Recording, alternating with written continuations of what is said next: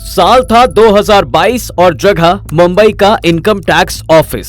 रोज की तरह यहाँ ऑफिस में चाय पर चर्चा चल ही रही थी कि तभी इनकम डिपार्टमेंट को एक खुफिया जानकारी मिलती है कि महाराष्ट्र में स्टील के दो बड़े मैन्युफैक्चरर्स ग्रुप्स हैं जो टैक्स की चोरी कर रहे हैं और इसके जरिए कोई वो 1 या 2 करोड़ की चोरी नहीं बल्कि 390 करोड़ रुपए की टैक्स चोरी हो रही है। इसके बाद ही सीनियर ऑफिसर ने बाकी ऑफिसर से ये आकर कह दिया कि वो सभी एक बड़े छापे के लिए तैयार रहें।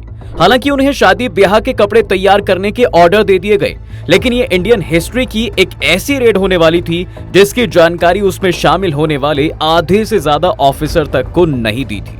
अगले ही दिन 100 से भी ज्यादा गाड़ियां शादी के ढंग में सज गई थी। सब पर राहुल वेड्स अंजलि के पोस्टर लग चुके थे और 400 से भी ज्यादा लोग शादी में जाने के लिए सज संवर कर आए थे। लोग समझ रहे थे कि ये शादी का काफिला था, लेकिन असल में इस भेस में वो अफसर मौजूद थे जो 390 करोड़ की चोरी को बेनकाब करने वाले थे। अब ये हुआ कैसे और इतनी बड़ी चोरी के तार आखिर किस 30 मार खां से जुड़े थे, चलिए आपको बताते हैं। देखिए, इनकम टैक्स डिपार्टमेंट की इस बिगेस्ट रेड में ड्रामा, एक्शन, सस्पेंस से लेकर वो सब कुछ था जो आज से पहले किसी रेड में नहीं हुआ था। कुछ को लग रहा था कि वो सल्लू शाहरुख के बड़े फंक्शंस में रेड करने जा रहे हैं, मगर वो ये कहां जानते थे कि ये सारा तामझाम किसी और को ही पकड़ने के लिए किया गया है। इसके साथ गाड़ियों का ये बड़ा काफिला महाराष्ट्र के जालना शहर में दाखिल हुआ। ये एग्रीकल्चरल प्रोडक्ट्स का एक बहुत बड़ा केंद्र था और बाराती यहीं से अपनी दुल्हन ले जाने वाले थे। और जैसे वो आगे बढ़े, प्लानिंग सहित वो डांस करने लगे। इस बारात को देखकर जालना वासी भी हैरान थे, क्योंकि मॉनसून सीजन में तो आज तक किसी को शादी करते नहीं देखा था भाई। ऊपर से इस शादी से इतनी रौनक और शाहीपन झलक रहा था कि लोगों को लगा कि ये मुंबई के किसी रईस आदमी की शादी है, क्योंकि इसमें दूल्हा एक लग्जरी कार से आया है और गेस्ट भी काफी मोटे पैसे वाले हैं, क्योंकि उनके तो कपड़े तो अच्छे थे ही, साथ ही लाइफस्टाइल भी रॉयल लग रहा था। कुल मिलाकर ये एक नॉर्मल शादी लग रही थी जिसमें लोग हिंदी और मराठी गानों में जमकर नाच रहे थे। लेकिन इसी बीच एक आदमी था जो फोन पर अलग जाकर बात कर रहा था और तभी हुई आवाज में वो कह रहा था कि दुल्हन ले जाएंगे, प्लान शुरू हो गया है। सूरज ढलने के लिए सिर्फ 8 मिनट बाकी हैं और इसके बाद तो बारातियों की गाड़ियां फिर अपनी डेस्टिनेशन की तरफ चल दी। एक निर्धारित जगह से ये गाड़ियां फिर बढ़ गईं और 3 अलग अलग जगह की तरफ रवाना हो गई। इनका टारगेट था कि सूरज ढलने से पहले अपनी अपनी डेस्टिनेशंस पर पहुंचना, ताकि सब कुछ कानून के दायरे में रहकर ही किया जाए। अब इसी के तहत एक गाड़ी जहां फैक्ट्री के पास पहुंची, वहीं दूसरी गाड़ी एक ऑफिस के बाहर जाकर खड़ी हो गई, जबकि तीसरी गाड़ी एक बंगले के बाहर जाकर खड़ी हो गई। यहाँ पहले फैक्ट्री के दरवाजे पर बाराती के भेष में आए ऑफिसर्स ने खटखटाना शुरू किया। चौकीदार ने पहले तो फैक्ट्री के गेट नहीं खोले, फिर खोला भी तो बारातियों को देखकर वो हैरान रह गया। उसे लगा जैसे वो गलत एड्रेस पर आ गए हैं, इसलिए उसने ऑफिसर से कहा कि ये फैक्ट्री है, कोई मैरिज हॉल नहीं। मगर इस पर ऑफिसर ने उसे गेट खोलने का इशारा कर दिया। घबराए चौकीदार को क्योंकि कुछ सूझा नहीं, इसलिए उसने वापस गेट बंद करके अपने साथियों को आगाह करना शुरू कर दिया। इधर बंगले के गेट किसी औरत ने खोला। सामने इतनी बड़ी भीड़ को देख वो पहले तो डर ही गई थी। ऊपर से ऑफिसर कह रहे थे कि आपके पति की दूसरी शादी की बारात आई है। यहाँ औरत के पल्ले तो कुछ नहीं पड़ा। ऊपर से दूसरी तरफ कंपनी के ऑफिस में गार्ड ने भी बारातियों को अंदर जाने से रोकने की पूरी कोशिश की, लेकिन वो ऐसा कर नहीं पाया और ले देकर तीनों ही जगह बाराती खुली चौड़ में अंदर घुस गए। जहां लोगों को लग रहा था कि ये बाराती हैं, वहीं उनका ये भरम भी तब साफ हो गया जब उन्होंने बता दिया कि वो बाराती नहीं बल्कि इनकम टैक्स ऑफिसर्स हैं और वो काला धन पकड़ने के लिए छापा मारने आए हैं। अब जितना शौक इस बात से घर, फैक्ट्री और कंपनी में मौजूद लोगों को लगा, उतना ही शौक चांदना के पुलिस वालों को भी लगा, क्योंकि ये पहली बार था कि उनके इलाके में होने वाली इतनी बड़ी छापेमारी के बारे में उन्हें रत्ती भर भी अंदाजा नहीं था।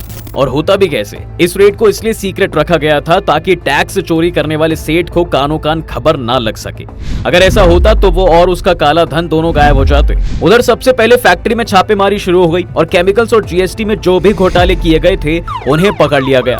इसके अलावा इस काम में उन्हें फाइनेंशियली सपोर्ट करने वाले बाकी इन्वेस्टर्स के घर भी छापामारी हुई।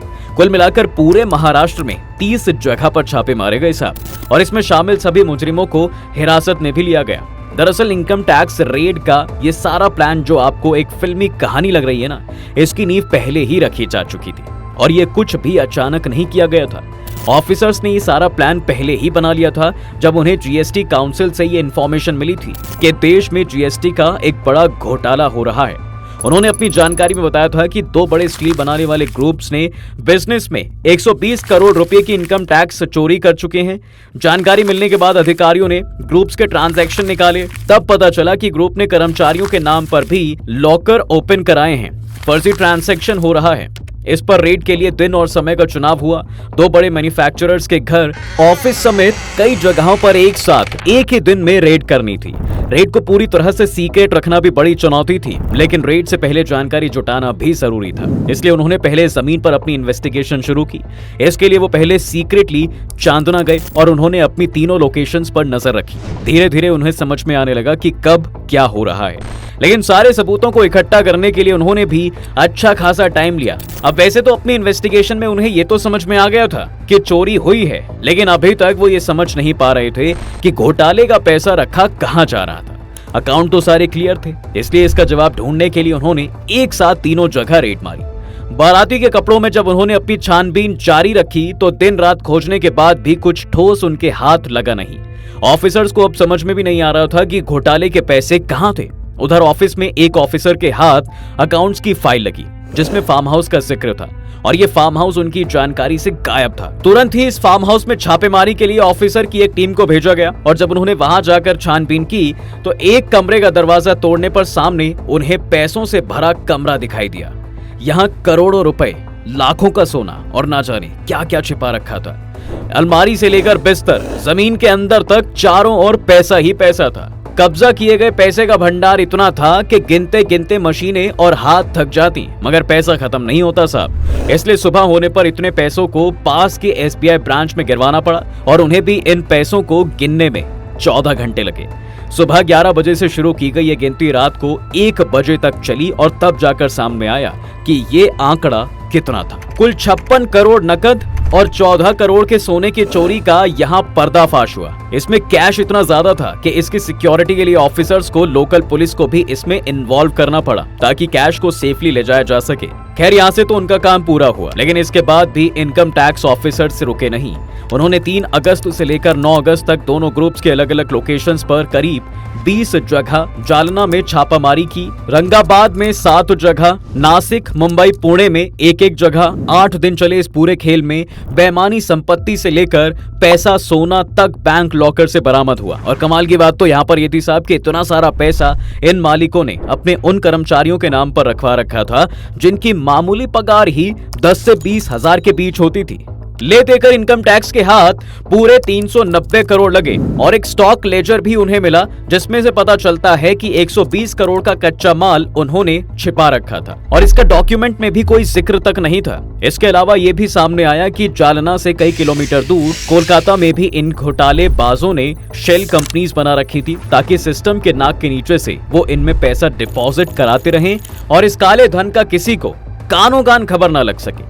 विभाग ने एक प्रेस रिलीज में भी कहा कि शुरुआती जांच से पता चला कि इन्होंने बड़े स्तर पर टैक्स की चोरी की और ये एक ऐसी खबर बनी जिसने नेशनल लेवल पर प्रेस का ध्यान अपनी तरफ बटोरा। लोग भी इनकम टैक्स ऑफिसर्स का ये फिल्मी अंदाज देखकर सरप्राइज थे कि वो घोटालेबाजों को पकड़ने के लिए ऐसा रास्ता भी अपना सकते हैं। अब एक तरफ जहां इस काम के लिए ऑफिसर्स की जय जयकार हो रही थी, वहीं दूसरी तरफ उनका ये भी कहना था कि ये पहली बार नहीं था जब वो ऐसा कर रहे थे, बल्कि साल 2019 में भी इसी तरह बाराती स्टाइल में जाकर उन्होंने चोरों को पकड़ा था और 2 सॉइल रिफाइनरी कंपनी पर छापे मारे थे। इस छापे में 1 करोड़ नहीं, 2 करोड़ नहीं, बल्कि 60 करोड़ की राशि उन्हें मिली थी। इसी तरह अप्रैल 2017 में भी 40 इनकम टैक्स ऑफिसर्स के गुट ने SLN ग्रुप के कॉफी प्रोसेसिंग इंडस्ट्री में छापा मारा था और यहाँ भी कई लाखों की संपत्ति उनके हाथ आई थी। कुल मिलाकर ये कहा जा सकता है कि जहां अक्सर खबरों में ED और CBI रेड की चर्चा होती है और उन्हें लेकर हवा बनी रहती है, वहीं इनकम टैक्स भी किसी से कम नहीं है साहब। ऐसे कई केसेस रहे हैं जहां उन्होंने बहादुरी दिखाकर बड़ी बड़ी टैक्स चोरियों का पर्दाफाश किया है। हालांकि ED के मुकाबले इनकी पावर कम होती जरूर है और ये कई बड़े बड़े केसेस में इन्वॉल्व नहीं होते, लेकिन ED की तरह ये एजेंसी भी फाइनेंस डिपार्टमेंट के अंदर आती है और इसके पास टैक्स आकलन करने, टैक्स नोटिस जारी करने, छापेमारी करने और टैक्स चोरी या अघोषित आय से संबंधित संपत्ति जब्त करने का अधिकार होता है।